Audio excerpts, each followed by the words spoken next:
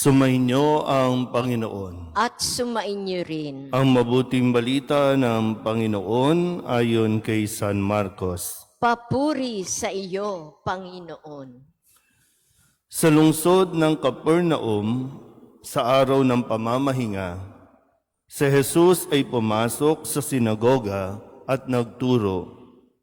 Namangha ang mga tao sapagkat nagturo siya sa kanila na parang isang may kapangyarihan at hindi tulad ng mga eskriba. Bigla namang pumasok sa sinagoga ang isang lalaking inaalihan ng masamang espiritu at sumigaw, "Ano ang pakialam mo sa amin, Jesus na taga Nazaret? Naparito ka ba upang puksain kami? Kilala kita. Ikaw ang banal mula sa Diyos." Ngunit iniutos ni Jesus sa masamang espiritu, "Tumahimik ka, lumabas ka sa kanya." Pinapangisay ng masamang espiritu ang tao at sumisigaw na lumabas. Nang gilalas ang lahat, kaya't sila'y nagtanungan, "Ano ito?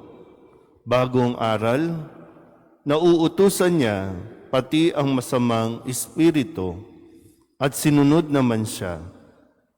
At mabilis na kumalat sa buong Galilea ang balita tungkol kay Jesus. Ang mabuting balita ng Panginoon. Pinupuri ka namin, Panginoong Heso Kristo. Isang magandang umaga po sa inyong lahat.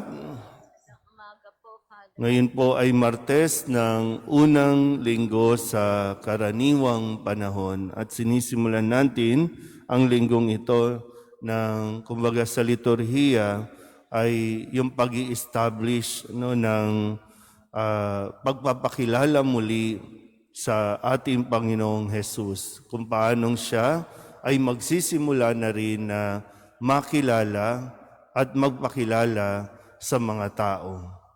Sa ating unang pagbasa, narinig natin sa sulat sa mga Hebreo na ang lahat ng bagay ay nilikha ng Diyos para sa Kanya. Kapag naririnig natin yung Kanya, pag minimension o binabanggit yung Kanya, si Jesus ang tinutukoy. Nilikha ang lahat para sa Kanya, binigay ito para sa Kanya, at ipinamamahala ito sa tao. Yung anak ng tao, ang tinutukoy din ay walang iba kundi si Jesus.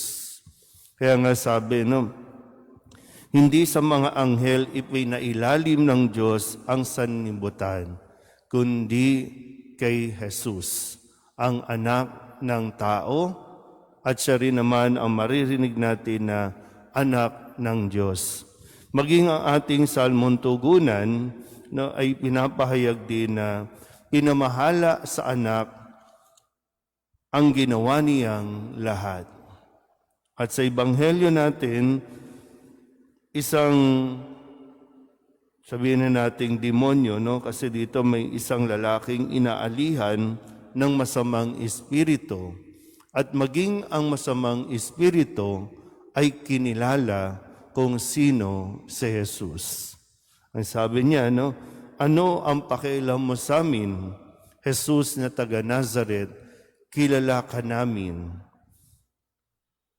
Magandang bagay din po ito na mapagnilayan natin. Yan, marami tayong mga naririnig sa nitong mga nakalipas na araw kung paanong ang mga tao, tayong mga tao, ay patuloy na tinatanggihan ang Diyos, patuloy na hindi kinikilala ang Diyos. Hindi na nga natin kinikilala, pinagtatawanan pa natin ang Diyos na para bang pwede tayong mabuhay nang wala ang Diyos.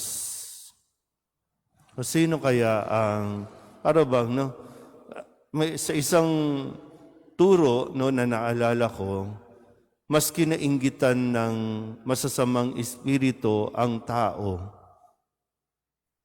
Kaya nga nagrebelde, no? Nagrebelde si Satanas, kinalaban ang Diyos dahil ayaw niyang pumayag na maging kawangis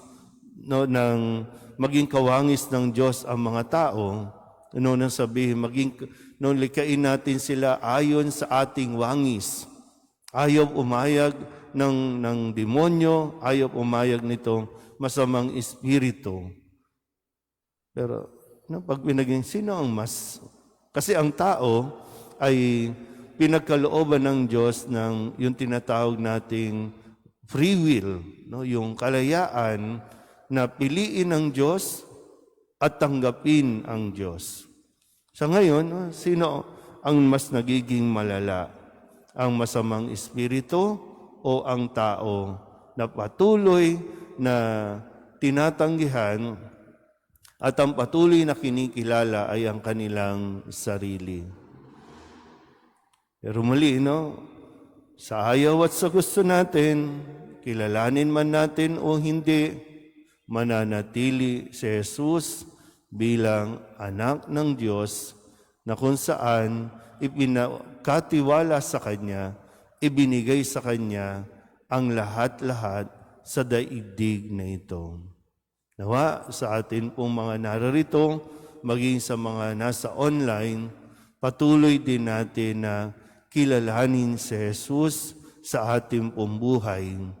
Makikilala nila si Jesus sa ating mga ginagawa, sa ating mga sinasabi, maging sa ating mga social media, makikita nila kung gaano kalalim ang ating pong pananampalataya kay Jesus. Amen.